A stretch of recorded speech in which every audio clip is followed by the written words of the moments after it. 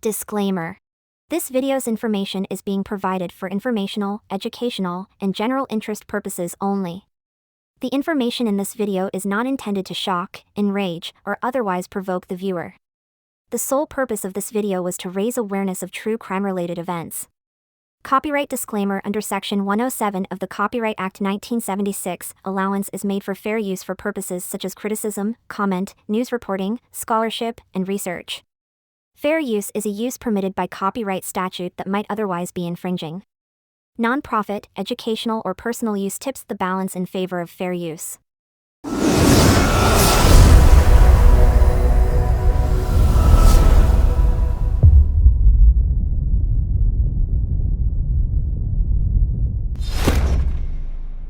Tamir Rice and Leonard Warner welcomed Tamir Elijah Rice into the world on June 25, 2002 in Cleveland, Ohio. He passed away on November 23, 2014. His family described him as physically fit, excelling in a variety of sports like football, basketball, swimming, and soccer while frequently competing against children his age. He was 195 pounds and 5 feet 7 inches tall when he was 12 years old. He participated in art classes at the community recreation center and made his mother crocheted embroidered items. Rice was a pleasant young man who was a student at Cleveland's Marion Seltzer Elementary School at the time of his passing. Tajay was his older sister, and he also had an older brother. Tamir Rice, a 12-year-old African-American boy, was killed by Timothy Loehmann, a 26-year-old white police officer, on November 22, 2014, in Cleveland, Ohio. Rice was in possession of a toy gun replica. As soon as Loehmann arrived, he shot Rice. Loehmann and 46-year-old Frank Garmbach, two officers, were responding to a call to police dispatch about a man with a gun. At the Cudell Recreation Center, a park managed by the City of Cleveland's Public Works Department, a caller claimed that a man was pointing a pistol at unidentified bystanders. He remarks about the pistol at the beginning and again in the middle of the call: "It's probably fake." The dispatcher did not tell Loehmann and Garmbach about the caller's assertion that he is probably a juvenile until the end of the 2-minute conversation. They both reportedly shouted "Show me your hands" repeatedly through the open patrol car window when the officers arrived at the scene. Loehmann added that Rice appeared to be attempting to draw a gun when he didn't show his hands, saying, "I knew it was a gun and I knew it was coming out." Rice was struck once in the torso by one of the officers' 2 shots. Judge Ronald B. Adrien stated, "On the video, the zone car containing patrol officers Loehmann and Garmbach is still in the process of stopping when Rice is shot." Rice passed away the next day. Because Rice's gun lacked the orange-tipped barrel that would have identified it as a toy gun, it was discovered to be an airsoft replica. For days after the shooting, on November 26, the police made a surveillance video of the incident public. The Cuyahoga County Sheriff's Office declared on June 3, 2015, that their investigation was finished and that they had given the county prosecutor their findings. A grand jury declined to indict after hearing the prosecution's evidence a few months later. The decision was largely based on the fact that Rice was drawing what appeared to be a real firearm from his waist as the police arrived. The Rice family's lawsuit against the city of Cleveland was later resolved for $6 million. Following the shooting, it came to light that Loehmann had previously worked as a police officer in Independence, Ohio, a suburb of Cleveland, where he had been deemed an emotionally unstable recruit and unfit for duty. The Cleveland Police Department did not check Loehmann's prior personnel file before hiring him because he failed to disclose this information on his application to become a member of the Cleveland Police. Loehmann was fired in 2017 after an investigation for omitting this information on his application. According to a review by former FBI agent Kimberly Crawford, Loehmann's response was a reasonable one and Rice's death was appropriate. Both domestic and international media covered the incident. It happened soon after a number of other prominent shootings of African-American men by police. The Cleveland Police Department hired Timothy Loehmann, the officer who killed Rice, in March 2013. He was employed by the Independence, Ohio, Police Department from July to December 2012, spending 4 of those months in the police academy. Independence is located about 13 miles south of Cleveland. After the shooting, the city made a memo to Independence's human resources manager available. In it, Deputy Police Chief Jim Pollock stated that Loehmann had resigned rather than risk being fired because of concerns that he lacked the emotional stability to be a police officer. Pollock asserted that Loehmann was unable to perform basic functions as instructed and specifically referred to a dangerous loss of composure that took place during a weapons training exercise. As a result of relationship issues, Loehmann allegedly displayed dismal weapon handling and became visibly distracted and weepy, according to Pollock. The memo concluded, individually, these events would not be considered major situations, but when taken together they show a pattern of a lack of maturity, indiscretion, and not following instructions. I do not believe time, nor training, will be able to change or correct these deficiencies. It was later discovered that Loehmann's Independence personnel file was never reviewed by Cleveland police officials prior to his employment. Despite stating that under-the-table jobs had been his primary source of income for the previous 6 months, he had been hired in Cleveland. On May 30, 2017, the mayor of Cleveland declared that Loehmann had been fired for lying on his application about his prior employment. Loehmann did not disclose the Independence Police's finding that he had an inability to emotionally function as an officer on his application, in which he claimed that he had left the department for personal reasons and that he had left for personal reasons. Since 2008, Cleveland, Ohio, has employed Frank Garmbach as a police officer. He was operating the police cruiser. A local woman sued Garmbach for using excessive force in 2014. The city of Cleveland agreed to pay her $100,000 as compensation. In her lawsuit, she claimed that Garmbach rushed and placed her in a chokehold, tackled her to the ground, twisted her wrist, and began hitting her body, and that is such reckless, wanton and willful excessive use of force proximately caused bodily injury. Police were contacted by the woman because a car was blocking her driveway. There is no mention of the settlement in Garmbach's personnel file. The end. Myself answer questions. It's not because of the answers. Okay, we're open. All right, I'm Detective Diaz from the Cleveland Police Homicide Unit, and we are here for the interview of Officer Timothy Loehmann. Officer Loehmann, you are being ordered to this interview pursuant to the orders of the Chief of Police and to the established principles of Garrity v. New Jersey. The time now is 1:19 p.m. What we're going to ask from you is that you just give us an accurate account of the events that occurred on Saturday, November 26th, 2014 at 1910 West Boulevard, which is Cadell Rec. Before we get started, if we could just introduce ourselves. Steve Kinas, Kinas, Vice President for the CPPA. Timothy Loehmann, Patrolman for Cleveland Police. Last name Loehmann. Badge. 1231 is my badge. Henry Hilo, H-I-L-O-W, attorney for CPPA. Ron Tim, homicide unit, I'm sorry. That's all. Rob Tucker, Internal Affairs. Okay, if we could just start on from Saturday, November 22nd, what time you started work, who you were assigned with, and go from there. I was assigned to Zone Car 1 Adam 25 with Police Officer Frank Garmbach. His badge number is 1582. Roll call took place at 14:30. Okay, just go from there. Okay. Well, first off, let's just go real quick. Your partner was Frank Garmbach, badge 1582. He was your training officer that day? Yes, he is my field training officer. All right, when did you graduate from the academy? I graduated August 28th of this year. Of this year, 14? Mm-hmm. So you've been on the streets just over a month? Yes. I served time in the 4th District in my one-man training phase, about a little over a month, and then I've been in the 1st District on my two-man phase for about 6 weeks now. 6 weeks, okay. All right, so on Saturday you reported a roll call, and you're assigned with the car with Officer Garmbach. What happened from there? Immediately out of roll call, we do our usual vehicle and equipment checks, and we had a call. Our first call was to an alarm at St. Ignatius Church. Okay. We tended to that matter, and we heard over the radio that they were in need of a car at Cadell Rec Center for a male with a gun pointing at passerbys. So we answered that call and said we would be en route. And what type of assignment is that? Code 1? It's a code 1. Yes, it is a code 1. while en route, Frank, being my field training officer, said, knowing that this is a call with a male with a gun, what do you do? And I said we're going to be at like an elevated level. We're going to be very cautious of what we do. Our approach is going to be different because it could put us in harm. So Frank said, very good. He's like, now we're going to be prepared. Please, take your weapon out, just in case, because we could come under fire at any time. Okay.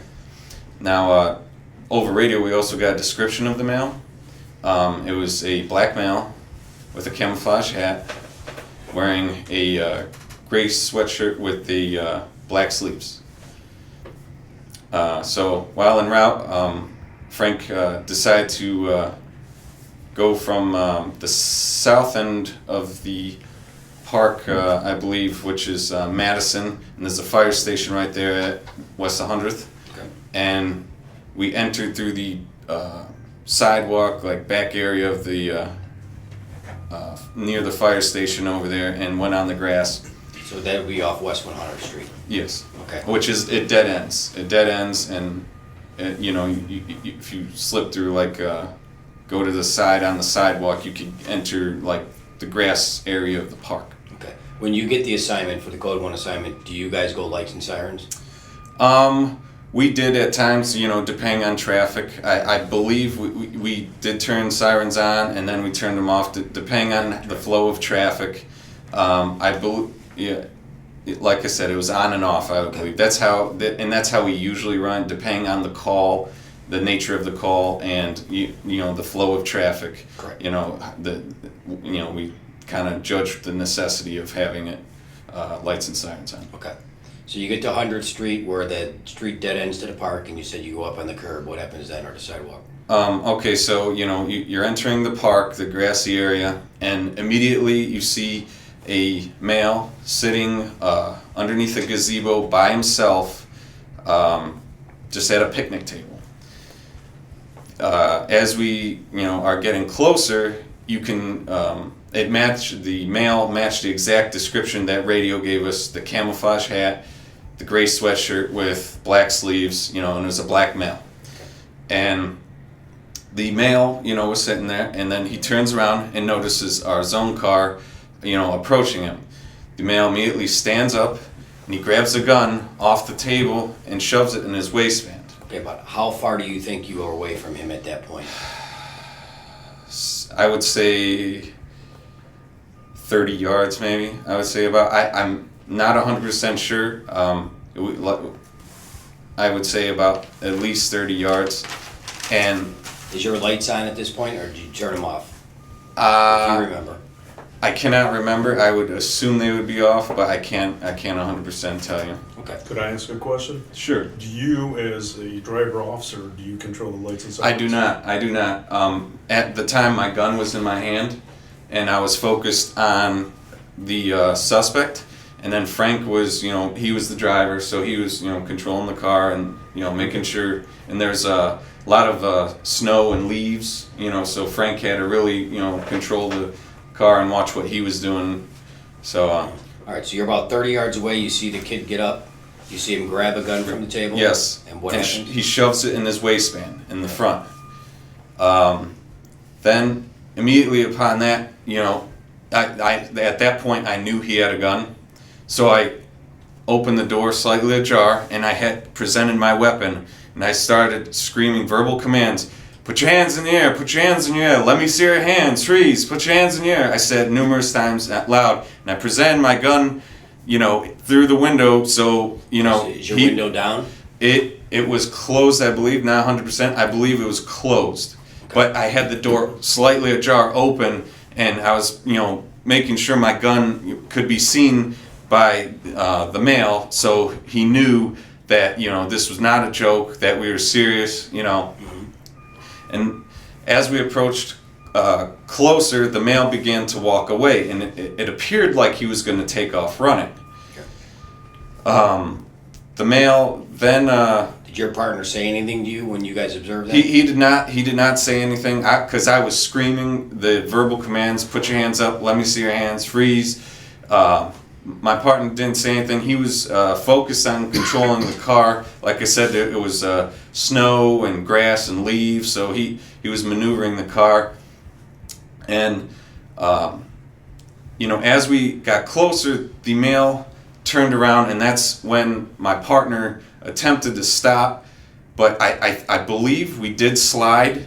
There were like roots in the grass, I believe, from us trying to stop.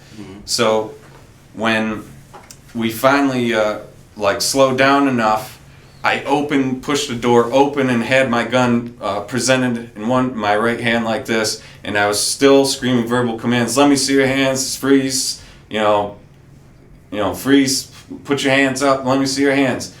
And the subject, like I said, as we were coming almost to a complete stop, the subject was already facing our zone car. So he turns to you. He turns to us as we're almost at a stop, I would say, a near stop. And as he's turning, he looks at me, he lifts up his shirt, and he takes his other hand and reaches down and begins to pull up a weapon, a black gun.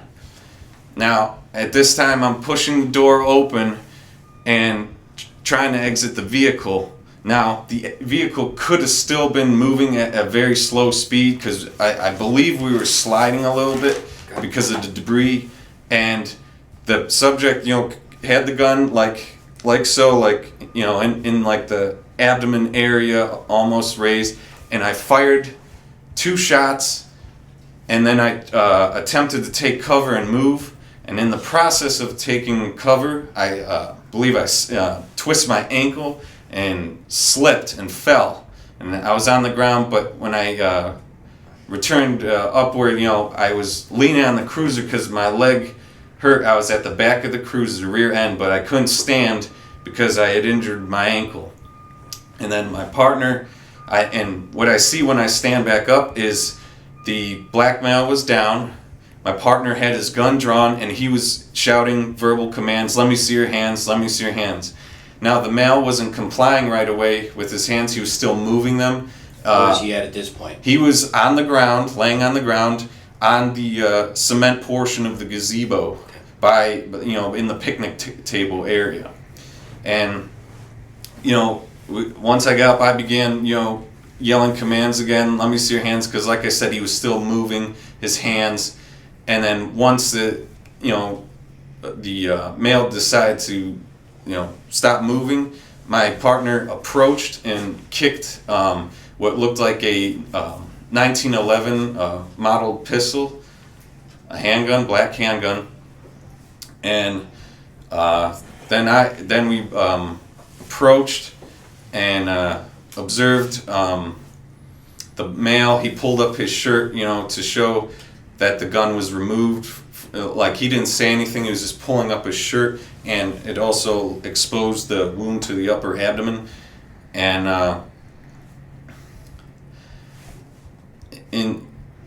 I'm not sure the order of the sequence, but my partner did render aid, and I was observing the scene 360 for other threats, and then I also, like I said, I don't know the order if Frank rendered aid first, but the other part was from the recreation center.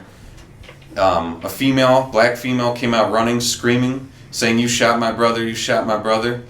And at that time, we approached her and wrapped her up so she couldn't get near the scene or the body. And when you say wrapped her up, just put our arms around her so she couldn't get any closer.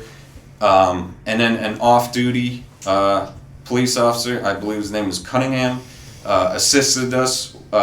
He came out of the rec center, I believe. He was working in secondary employment there, and he assisted me in cuffing the black female. Do you recall if you cuffed her or he did? It was my pair of cuffs. I want to say that he did, but and then like I said, the order of sequence, then detectives came, and I believe they were with the FBI. I recognized their faces from a bank robbery the day before on Warren, but I don't know their names. I'm not familiar with them. But they were one of the first to assist, and we placed in the back of our zone car. Who's that? 1AM25. I want to say the You mean you placed a female? the black female in the zone car. Okay. And then, she continued to scream, and Frank went back once she, that was taking it. Frank was rendering aid, and one of the detectives, who I believe stated he was a former medic, possibly. I'm not 100% sure. He also helped render aid, like he put gloves on, and they were tending to the male. And then the female was yelling, "She can't breathe, she can't breathe." So I went to the zone car and rolled down the back window for her so she can, breathe. And, we said, "Calm down, please calm down," And one of the detectives was assisting me. He was telling me to sit down and calm down because I injured my ankle and I could barely stand. And at that point, like Frank, kept calling, making calls over the radio saying, EMS, hurry up, we need EMS. I believe the first medical unit to arrive was the fire department, and they tended to the kid, and then EMS came and treated him, and other officers began taping off the area. Now, once we actually were able to slow down and observe what happened, then we did realize that it was a juvenile. We were not sure of his age, but at that point we could notice that it was a juvenile, and then also the magazine of the 1911 looking model weapon. The magazine fell out of it when Frank kicked it, and you could tell there was no. It was not bullets in it. It was like a BB type weapon. All right. You guys are obviously in a marked police car, correct? Yes, we are. All right. And how were you dressed that day? I was dressed in my usual uniform. My navy blue slack shirt. I wear a tie. CPD patches. CPD patches. My badge. I keep a run sheet in my, between my buttons of my shirt. I have my duty rig on with handcuffs, my duty weapon with my Glock Model 17. I have another pair of cuffs and my ass baton. I have my flashlight, my radio, my taser, my OC spray, and then two set of spare magazines in the front. Okay. Do you have a secondary weapon? I do not carry a secondary weapon.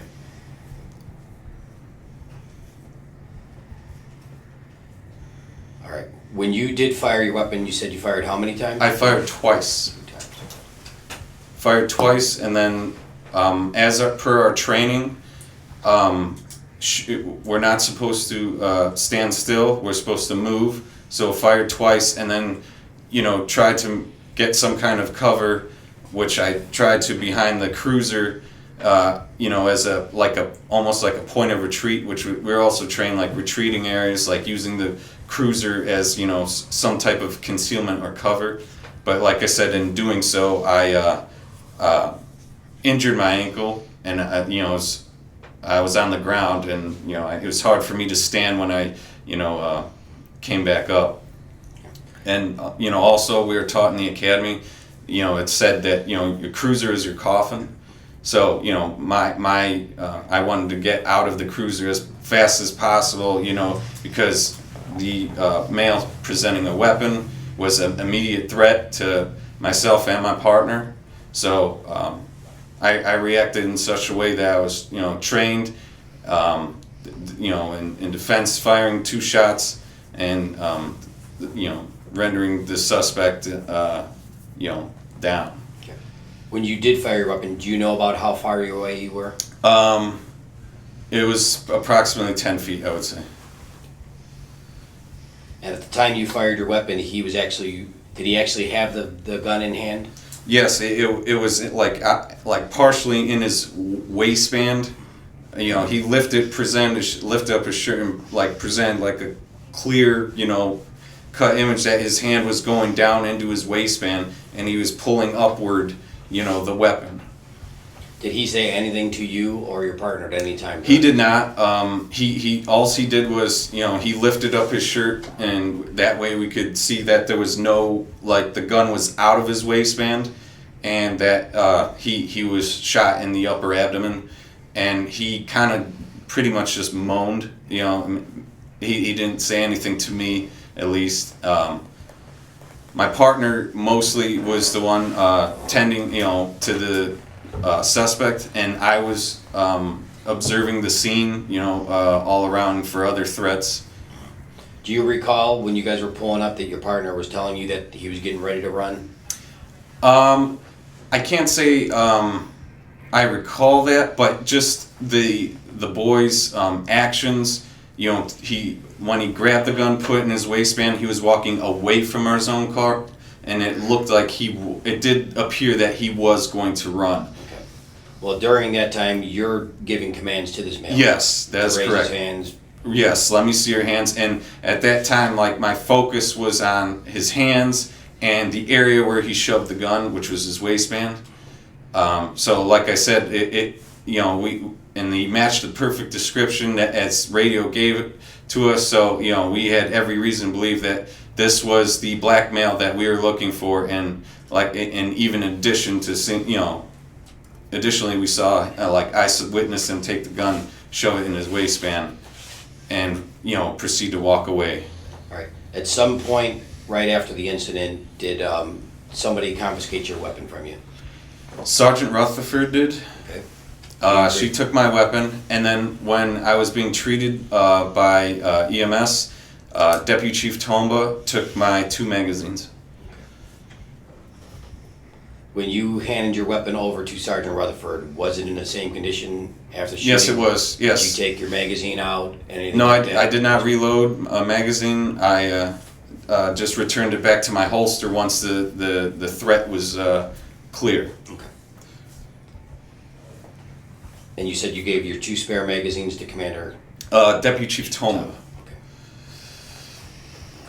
And what, your left ankle was injured? Yes, my left ankle is injured. I was treated by EMS, and I could hardly walk on it. I had to, you know, be assisted, you know, by other officers, and I was sent to Fairview Hospital, where they took X-rays. What's wrong with it? They said it appeared that there was no fractures, but it was a severe sprain. It was swollen. Like immediately after, like it was probably like almost 10 minutes. I would say almost 10 minutes after I removed my shoe and sock, and my ankle was swollen, you know, to about the size of a tennis ball. Somebody did come out and photograph you that night? Yes, they did. At the hospital, they photographed my ankle. And now the current state of my ankle is it's really bruised now. It almost looks like I'm wearing a black sock. The swelling has gone down now, but the bruising is worse. Any other injuries? No, that was the only injury, was my left ankle. Did you have any exposure to blood? No, sir.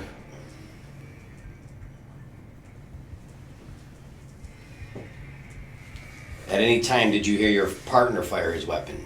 He did not. What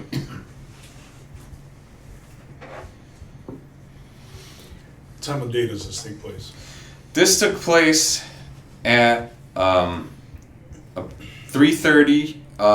Was 3:30 p.m. is when we got the call, so it's daylight hours. We arrived shortly afterward. It only took us approximately 2 minutes to get down to that area. What were the conditions outside today? It was, I would say, partly cloudy, but daylight. So that's how you could view the weapon so well, and the subject, and It had snowed the night before. Yes, so there was snow on the ground, and we were in a park with trees, so there was leaves on the ground and grass. So, like I said, it was difficult probably for Frank to maneuver the zone car, and also, like I said, for me trying to, get out of the line of fire. If the black male did, return fire, I slipped and twisted my ankle and fell, because of the conditions. When you did fire your weapon, were you actually outside the vehicle? I had the door propped open, and I probably was in almost like a halfway crouched manner. I wasn't like fully standing up, I would say. Like, Could you stand up? like I was probably about like this, Okay. and I believe I shot just with one hand. So Not- this would be the door? This would be the car door. because you're Right. the passenger. Right. So- Right. I am the passenger. This was the car, the seat that you would have been in? Yes. And you're out of the door now? Yeah, I'm like in the doorway, and the subject's about, right where he is, but a little bit farther. And I fired 2 shots, and then, like I said, I tried to go to the rear of the zone car for cover. So I probably, I was not standing fully up and like full presentation like this. I was, it was that quick where the black male turned, lifted up his shirt, grabbed, reached in his waistband, pulled up the weapon, and that's, at that time I was probably about like this, and that's when I had to fire 2 shots and attempt to gain cover. And let me, while you're still up, Sure. when relax for a second. Okay. When you see him at the picnic table, Mhm. okay, you made motions before with the gun being down, and with his right hand, he took something off the table. Yes, which the gun. was the gun. Yes. Okay. And then when he puts it back in his waistband, you said, is he standing at that point? Yeah, he is standing. He stood first, I believe, to create room to place it in his waistband, I believe, and then he proceeded to walk away, like he was still under the gazebo, Okay. walking away. Which would be towards north? Towards the recreation center. Okay. And at that point, what do you think's happening? I thought that he was going to take off, and I believe my partner thought the same thing. When you say That's take off, what do you mean? like running, like he was going to run. Okay. And try to elude us. And that's why, like our cruiser, we continued, to approach the male because his back was turned to us, and he was walking away from the cruiser towards the rec center. So it did seem like he was going to, run from us, run away. Okay. Did you make a comment at all?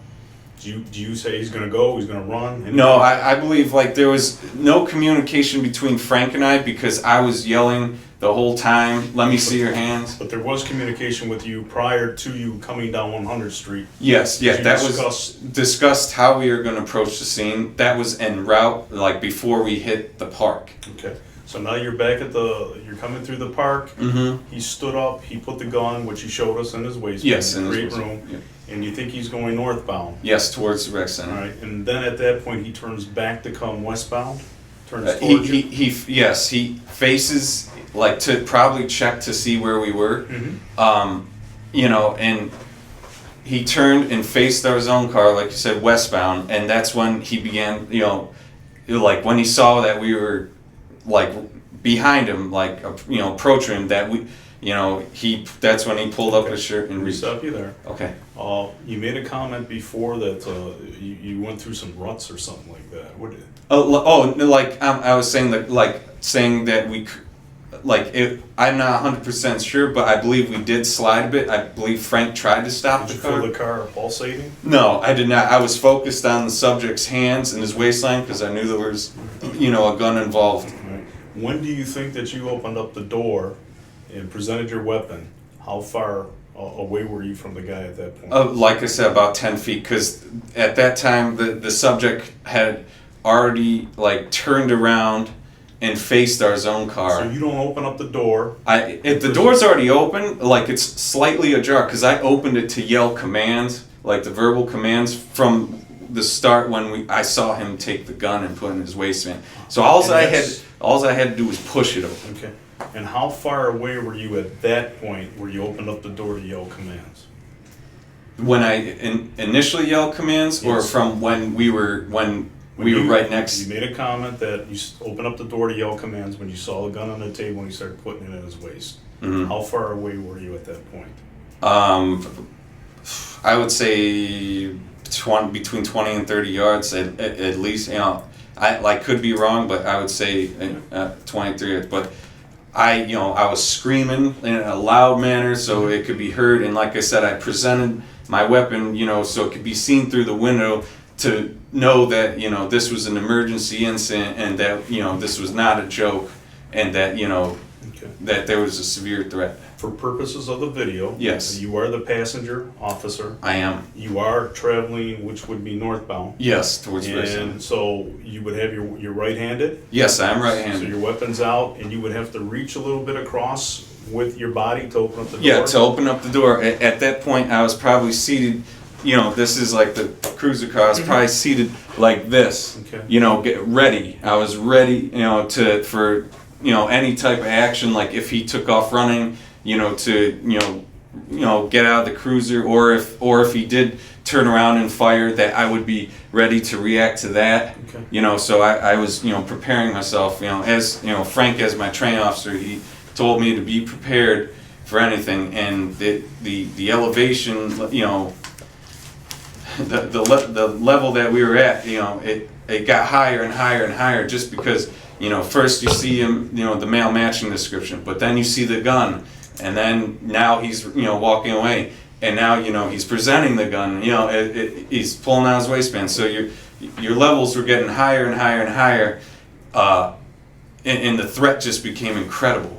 Where I had to make the decision fast because Frank and I were in immediate danger.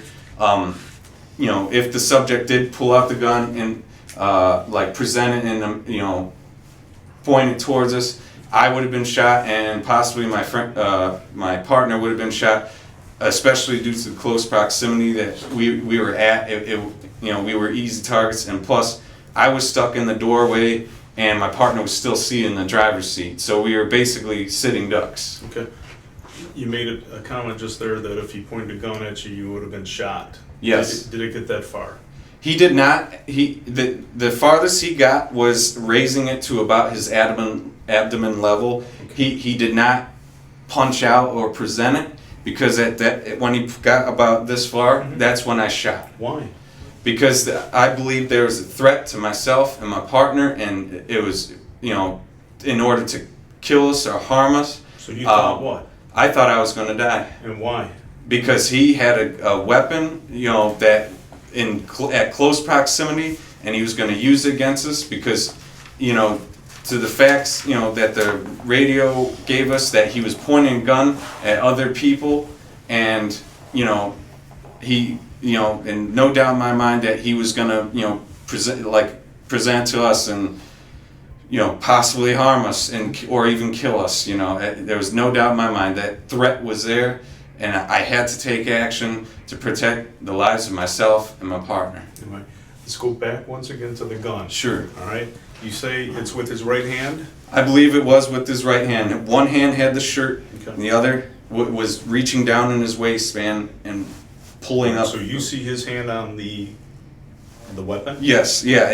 Where at on the weapon? Like in a grip on the, Okay. the grip of the gun. And then can you see the gun coming out? It was. He was pulling it upward towards his abdomen. All right. And at that point is when you're out of the car and you fire 2 rounds. 2 rounds, yes. And why'd you fire 2? I fired 2, and I also wanted to get out of the position that I was in, because I was trapped in the doorway, and if I was fired upon, I couldn't go backwards, I couldn't go forward or left, because the door, I was trapped in the door. So the only exit option I had was to retreat to the back of the cruiser, and even that was kind of like a far retreat given the how close we were to them. But so I was able to lunge over to the area, but like I said, I hurt myself, and I was able to get behind the cruiser for cover. But at that time, when I stood up, the subject was already on the ground. And what does that mean? I believe that I did hit the subject and neutralize the threat. Is that why you didn't shoot anymore? I did not shoot anymore, and I could, at that time, I could see his hands. Okay. He was moving his hands. Let me go back Yes. to that. When Sure. he's down on the ground, is he face down? No, he was face upward. Like, I don't know if he rolled. I don't know how he fell because I was trying to get out of the way. But when I stood up, he was face upward and rolling, motioning and, moving his hands. Okay. And the threat was still there at the time, even though he was on the ground, because we didn't know, like... But you didn't see, did you see a gun at that point? At that point, I did not have a good view. My partner... But you were able to see his hand. I was able to see his hands, so I did not fire again. Why didn't you fire again? Because there was no gun in his hand. There was no weapon in his hand at the time. But then, my partner was on the other side of the zone car, the front of the zone car, and he had a better view and saw that the gun had, fallen from his grip, like next to him, a couple feet next to him. And, when this male stopped moving, my partner, he had his gun presented, and he approached and he kicked the gun to the side. Okay. Your gun was still out too? My gun was still out. And you had the suspect covered? The suspect was covered, yes. All right. Do you see the gun on the ground? When my partner kicked it away, yes. Okay. You made a comment earlier too, something about it being a 1911 Colt. How did you know that? I'm a gun collector. I have multiple guns at home. I read on weapons. I follow history. I can identify guns, fairly easily. I read magazines. I'm a hunter, so I'm well rounded with weapons. I can recognize weapons, and to me, it looked like like a military issued Colt 1911 model gun, which is a larger 45 caliber weapon. And with your experience of guns and collecting and reading everything, what did that gun look like to you? It looked like a Colt 1911 model 45 caliber. A BB gun? No, it did not look like a BB gun. It was a gun. It was, yes, it was a gun. Okay. At the time I noticed that it was a BB gun is when Frank kicked it over and the magazine fell out. And when I did move myself from the back of the zone car to approach, the victim and where the gun was, then I noticed the magazine did not contain 45 caliber rounds. It appeared that it would be more suitable to contain like BBs. Okay. At any point, did you have any contact with the suspect? Did you put your hands on him? Did you cuff him? I did not put any hands on the suspect. My partner did. He was the one that tended the suspect. Like I said, I was the one making sure the scene was safe 360 because there could have been possible other threats coming from the rec center, which the first person I saw was the black female that was running towards us, and that's when I had to act and restrain her. Okay. Did you handcuff the person you shot? I did not handcuff. Do you know if he was ever handcuffed? I think he was not. He was not. He was still moving his hands. He was not cuffed, and the gun was away. So I believe it was safe enough where we could tend to the subject to his Do you recall seeing anyone else out there with him when you were pulling up? No, he was sitting by himself. Do you recall seeing anyone else in the park? There was not anyone else around in the park. It was just him at the gazebo sitting by himself on the picnic table. There was no one else, in the vicinity at all. And it was probably about 2 minutes later when I saw the black female running from the rec center, and then there was like approximately 3 males standing by the rec center door, and then another police officer came out of the rec center and assisted with the black female that was running on scene. I want to clarify one thing. Detective Diaz asked you if this person made any comments to you. And you said that when he was on the ground after he was shot, that he was moaning. And this. Yeah, Prior to that, Mm-hmm. when he's making the motion to get the gun out of his waistband, is he making any comments to you? Is No, he he saying did not. anything to He you? did not say any words. All right, the only thing that was being said where you were saying, "Show me your hands, Yes. freeze, stop." Yes, correct. Okay, all right. The information that you had coming to that scene was what?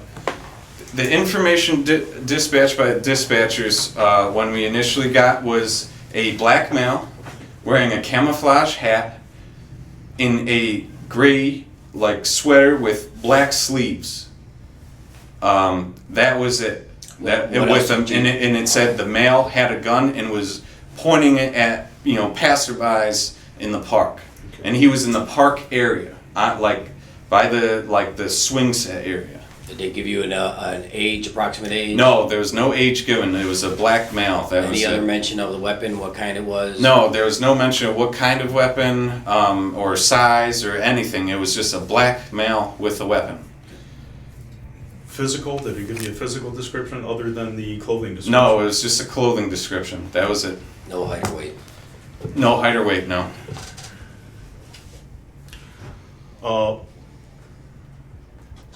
You went to the hospital. I did. All right. You were transported by EMS. Yes, I was. Okay. Cleveland EMS. And you were on scene for how long before they transported you? I would say approximately, I would say about 20 minutes. I am not sure. Because at first I was told to sit down, get off my leg because I was injured. I could hardly Did you get stand. separated from your partner? I was separated from my partner. Upon when other officers, Cleveland police officers, were on scene I saw officers begin to tape off the scene, and a big black male was coming from the fire station area, and he was posturing like he was gonna pump me, and he was yelling like, fuck the police, and you shot my brother. And at that time I figured that was his brother, and the police he was posturing to like hit a police officer, but the police placed his arms around him and they cuffed him and took him off. Did you have any contact with him? No, I did not. Okay. And you were seated? I was seated. I was at that time I was standing outside a cruiser, like probably resting my hand, like keeping my weight off my ankle. Okay. And then I did sit down in another cruiser. It was probably the cruiser that was like, I would say, closest to our zone car. Probably the second, I'm not sure, but probably the second responders from our department's cruiser. And I sat in the front passenger seat. And at that time I was approached by, later was approached by Sergeant Rutherford, where she, checked on me and made sure I was okay. And then I gave her my firearm. Okay, so you did not have a chance to talk to Officer Garnback? I did not, no. Okay. No. Since this event, have you had an opportunity to talk to him? When we returned to the district, Officer Garnback and I were separated for hours because I was being treated at the hospital and he's dancing. On that point, you said you were at the scene for a good 20 minutes? I would say at least 20 minutes. Okay, and then you were transported to what hospital? Fairview Hospital. And I was in the back of the ambulance for a long time, and that's when other members of the police department came to talk to me. That's when Deputy Chief Tomba took my 2 magazines along. I believe he was with Commander McCartney. Steve was one who showed up. Did anybody from the use of deadly force team talk to you at that point? No one talked to me at that point. It was When were just you EMS personnel. When were you actually interviewed by the use of deadly force? I was interviewed by them at the hospital. Tucker, you were the first to show up. Then Andre Cisco showed up from the Employee Assistance Unit, and Jeff Fulmer showed up, and then Detective Diaz showed up, and that's when we had a discussion of the events that took place. All right. Had you talked to your partner prior to that? I did not. Okay. So when I interviewed you, you hadn't talked to... I had your not. partner? No, he was still on scene, and I was being treated at the hospital. The only officer that was with me was Luke Kitko, who assisted me in walking and, you know, was presiding over me because I did not have my weapon at the time. And Luke Kitko presided over me, and he did a very good job. At what point did you get your secondary weapon today? Was it replaced? In the hospital, hours later, one of the detectives from the hospital, or the homicide unit, returned. I don't know his name. I see him here today, but he returned me a duty weapon and my magazines. Okay. What ankle did you injure? I injured my left ankle. Okay, when you left the hospital that night, were you able to walk on your own, or did you have crutches? I was not. They gave me Motrin, a prescription for Percocet. They wrapped my ankle, and they gave me a air cast and a set of crutches. So I was using the crutches, and also Officer Kitko, you know, assisted me with, you know, getting in the cruiser and, you know. Can you give me about how long you were at the hospital? I would say at least 2 hours. Okay. Were you able to come back to the scene and assist us with a walkthrough? I was not able to come back to see. My ankle was, you know, injured to the point where I could not stand on my own, and I, you know, was in pain. Also being treated, right? I was being treated also, so I did not return to the scene that night at all. Okay. Based on that, we would like to see if we get a medical release for your medical records for that day for that treatment. Certainly. Okay. And we'll discuss that. Sure. Yeah, all right. We'll discuss that. Since this time, after you were interviewed, gave your initial verbal statement to Detective Diaz, did you have conversations with your partner? The only conversation that I've had with my partner was after I was released from the hospital, and after he left the scene. We were reunited. He picked me up from the hospital and took me to district.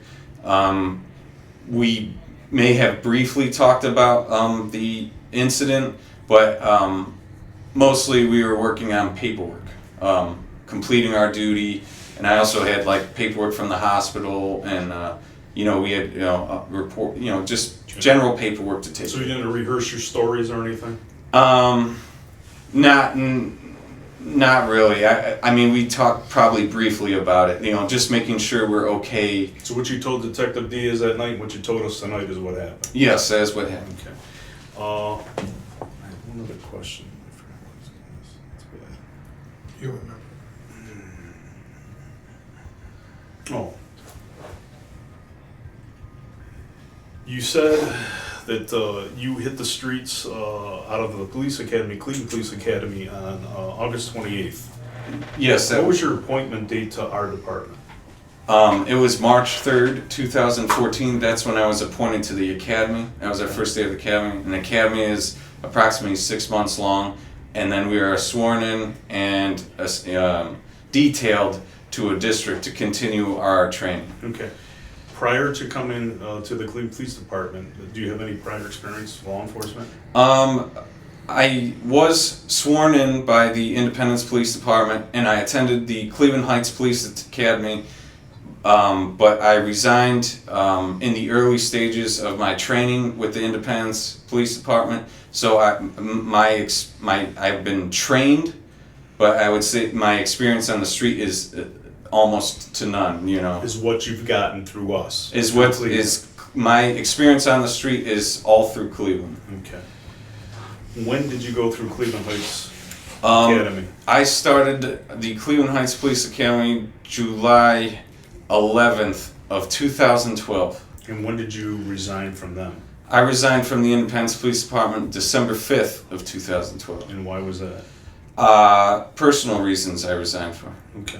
Did you know that you were going to get hired by Cleveland at that time? I did not, but I was pursuing to go to another department. Shortly afterward, I was on lists of other police department and was pursuing to take tests for other police department, okay. Preferably bigger police departments. Okay. Any military? I do not have any military experience. I'm a college graduate. Okay. Where'd you go? I went to Cleveland State University, where I obtained my bachelor's degree in criminology and sociology. And I also have a associate's degree from Cuyahoga Community College in law enforcement.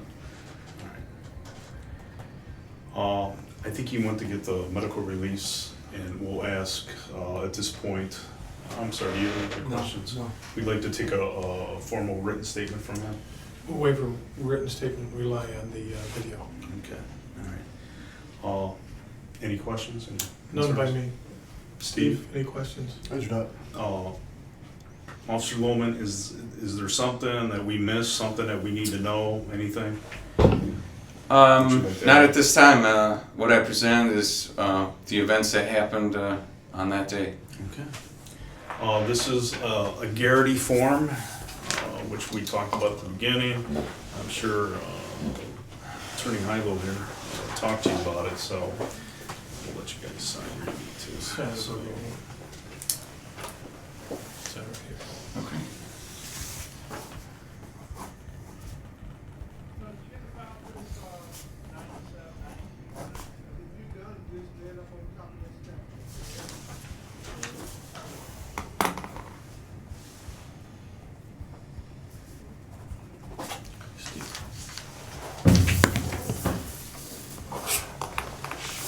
I thought we had two, but which is big house.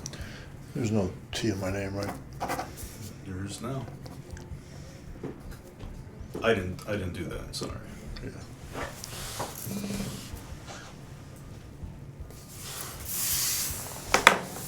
The last one, at least you got your name on it, I didn't. Who you're saying before.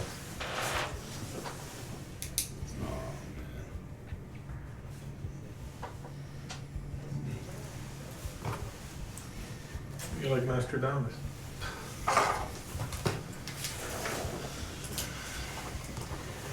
All right. I'm going to end the tape right now because all we need is the medical release. All right. It's getting hot in here. You won't appreciate this. Look at the top. Executive photography.